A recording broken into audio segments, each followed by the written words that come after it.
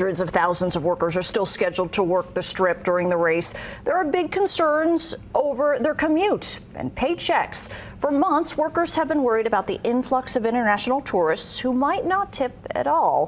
From the Culinary Union to cabs, steps are being taken to fill the gap.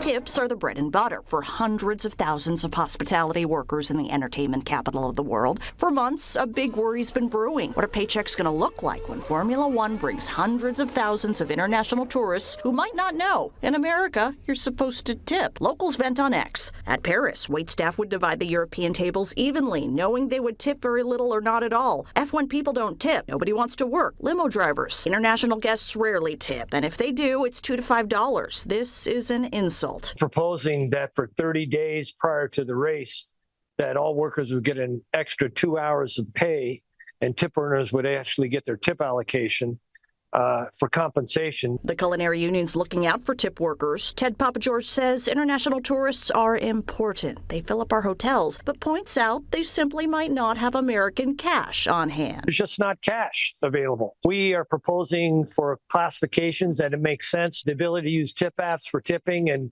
other things to help with that issue. Fox 5 is told a recent change for taxis made some cab drivers happy. The Nevada Taxi Authority granted a temporary F1 surcharge of $15 for routes from the airport to the resorts corridor from November 15th to 21st. A statement from the agency calls it a necessary step to encourage full workforce participation. 100% of the fee would pass through to lessees, and the fee for employee drivers would be incorporated into the cab company's existing meter commission payout percentage. More F1 traffic means even fewer rides a day. Someone posted on X, that $15 surcharge will be my tip. Now, Fox 5 reached out to all the major resorts to ask about the compensation for workers in the union. We also reached out to F1 to see if they're going to give ticket holders a notice about Vegas tipping standards.